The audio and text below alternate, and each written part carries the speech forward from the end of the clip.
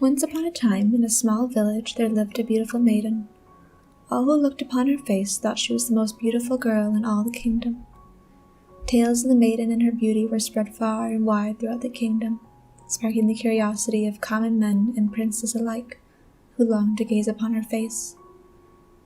The townspeople warned any young men that came to see the maiden not to fall in love with her, for they believed that she had sold her soul to a demon in order to gain her beauty and charm. Many did not listen and were enchanted by her alluring eyes and soft smile.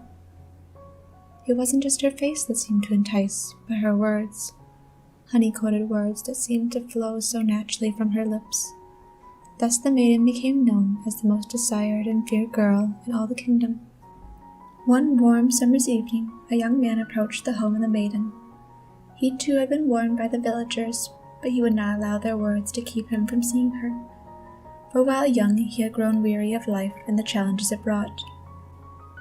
If she should steal my soul, at least I will have seen the face of an angel and heard my name pass through her lips before I die, the man thought, taking comfort in this idea as he knocked on the door. The maiden appeared in the doorway. "Can I help you?" she asked. The man could feel himself growing weak. She was even more radiant than the stories had described, her hair soft as silk, her skin flawless and perfect. He longed to reach out and touch her, but her beauty frightened him. "Would you like to come in?" the young maiden asked with a gentle smile. The man nodded, following her into her home, like a dog being tempted into a cage by a bone. The maiden closed the door behind him. He could feel how her gaze traveled over him, but he didn't dare return it. He dared not look into those eyes again, for he feared he may get lost in them for all eternity. "Please, take a seat. Would you like some tea?" the maiden asked. "No, thank you. The man trailed off as he once more looked upon her soft face, her doe-like eyes wide and gentle. Those eyes that he dare not gaze into too deeply seemed to call and beckon to him. The maiden sat down across from him. A look of amusement mixed with annoyance crossed her face for a heartbeat, but then disappeared. "I'm sorry, but I must know your name," the young man said. The look had been enough to break him from the spell. The woman looked surprised for a moment, before smiling and answering, "My name is unimportant. I suspect you have heard of my beauty, and I've come to see for yourself if the tales are true, just as so many before you." "Yes, this is true," he responded. "So tell me, do I live up to the stories?" she asked, her eyes gleaming as she spoke. "On the contrary, you are even more divine than the stories painted you to be," he told her, surprised by his sudden boldness. The maiden laughed. "You are too kind. What is your name?" "If the name of someone as fair as you is unimportant, then the name of a humble traveler such as myself means nothing." "You have a way with words," she told him, leaning closer. "Tell me your name. Do not be cruel and keep it a secret from me any longer." "I do not mean to be cruel. My name is Cedric," he told her. "Cedric," she repeated with a smile. As soon as his name fell upon her lips, he knew he could surely give up his soul happily. He stood from his chair and knelt before her. "Beautiful maiden, I present my soul to you as a gift. I beg of you to accept it and use it as you desire." The maiden paused for a moment, looking down at the man. "You do not want your own soul?" she asked him, her voice laced with curiosity. "No, for I have grown tired of living. My only final wish is that you take my soul," he responded. "What use is a soul to me if its owner does not even want it?" the maiden said, rising from her own seat. "I have no use for an undesired soul. I believe it would be best if you left. Please don't send me away. Now that I have seen your face, I cannot bear to go on, knowing that I will never see it again," Cedric pleaded. "I beg of you, please, do not send me away." The maiden knelt down before the man, looking into his eyes. Something about them caused her great pain, but she could not explain why. "You may stay," she told him. Cedric breathed a sigh of relief. "I promise to do anything you ask. Just name it and it's yours," he vowed. For many days the traveler stayed at the maiden's side, attending to her every whim. With each passing day he found himself falling deeper and deeper in love with her.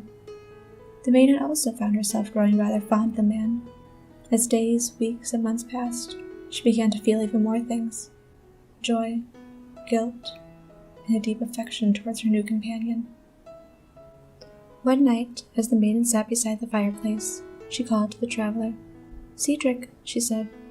Within moments he appeared at her side. "What is it, fair one?" he answered. "I have something I need to tell you," she told him. "Is something wrong?" he asked. The maiden could see the concern in his face as she turned to him. "I haven't been honest with you. I haven't lied, but I haven't been honest either," she admitted. "I'm listening," Cedric responded softly, moving closer. They sat in silence, watching and listening to the fire crackle before the maiden spoke again. "When you came into my house, you asked me to take your soul. I refused it, telling you I did not want an undesired soul. However, that's not the real reason I did not take your soul." "Why then?" Cedric asked. "This village believes I sold my soul to a demon, but that's not true. You see, when I was very young, I fell in love with a demon. He did not love me in return. Hoping to win his love, I offered him my heart. I hoped that perhaps he would give me his heart in return, so that I could cherish and hold on to that one precious human-like part of him. He seemed pleased by my offering, but did not offer his heart in return.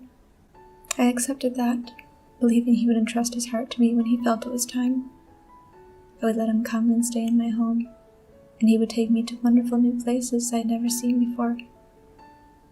One morning I woke up to find he had just disappeared, taking my heart with him and leaving nothing behind." Cedric listened silently as she spoke, his gaze fixed in her eyes. They held such sorrow.